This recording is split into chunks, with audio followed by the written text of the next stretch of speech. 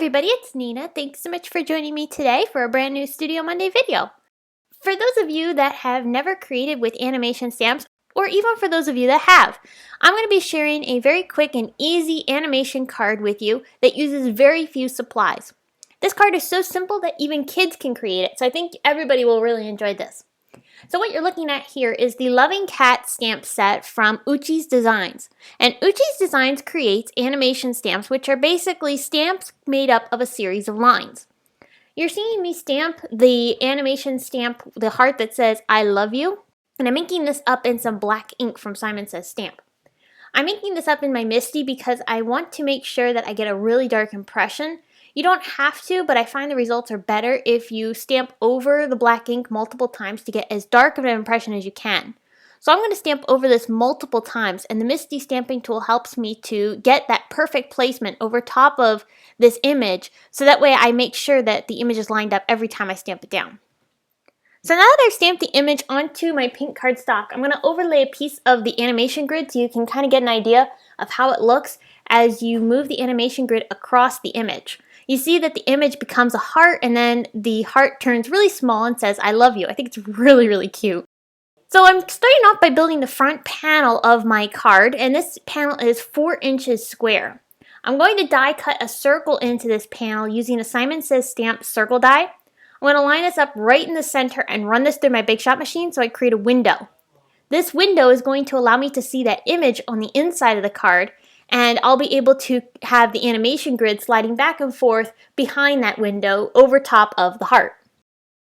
I need to trim this panel down so that it's a little bit smaller than the panel itself that's going over top, but I don't want it to be too small because again we have that circle die cut into that dark pink panel, and we want to be able to make sure that we don't see any of the edges of the lighter pink underneath. I'm taking a piece of the animation grid now, and I'm going to trim this down to be just a little bit smaller than that pink panel again. As I'm cutting this, I'm making sure to cut very straight and evenly because we want to make sure that this panel is straight. As you're sliding this back and forth, it needs to be straight so that way it's lining up with the image, the little stamp image, underneath. And so that way the lines of the grid paper will line up perfectly with the stamped image and will give you the best animation. You can see I have a little bit of space on the edges. This is going to allow me to take some very small paper strips and line these up along 3 edges of that panel. What this is doing is this is creating a guide for my little grid paper to slide back and forth in. It's basically creating a slider card. So I'm going to line up these little strips of paper. These are between 1/8 and 1/4 of an inch in width. As I'm adhering these down, I'm going to create a layer of 2 of each of these strips on top of each other. So each side has 2 strips layered on top. Once I've adhered all the strips down onto the paper, I'm going to begin stamping some of the heart images from that stamp set onto the background. Now you don't have to do this, but I think it really dresses up the card, and it also shows off the animation stamps really nicely. I think it looks so cool and really highlights the animation stamps on the inside of that window. And they look really cool. It almost has a very modern graphic feel to it. I really like the way that those hearts look with this card. I'm going to use that same circle die and cut a piece of paper. I'm going to cut a half circle, and I'm going to use this as the pull tab for my slider. I'm also using an extra strip of that dark pink cardstock, and I'm going to add this to the edge of that animation grid. You don't have to do this, but I just wanted to dress up the animation grid a little bit. You could totally just add that little half circle right onto the edge of the animation grid and leave it like that. The only thing you want to make sure is that you don't adhere that half circle too far down on the animation grid, or you will see it behind that circle window.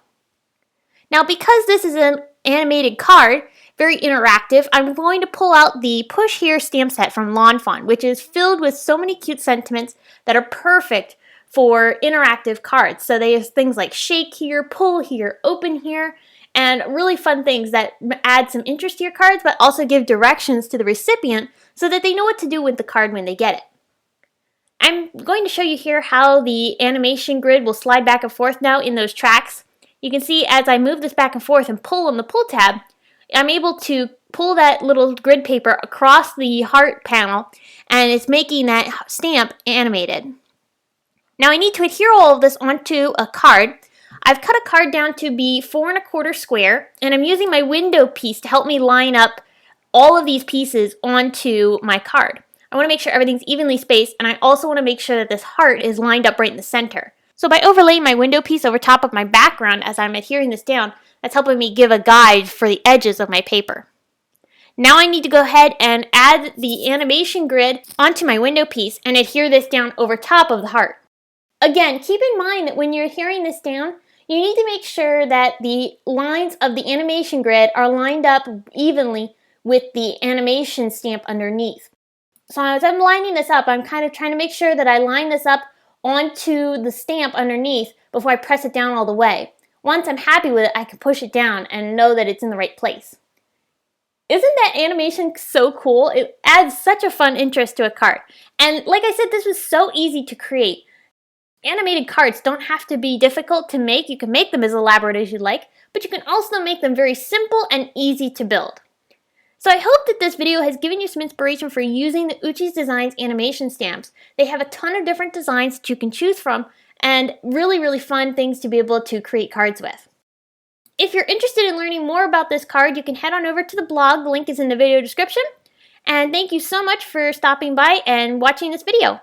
If you enjoyed, here are 2 more you might like featuring some fun animated cards. Thanks again for stopping by, and I will see you again soon. Bye!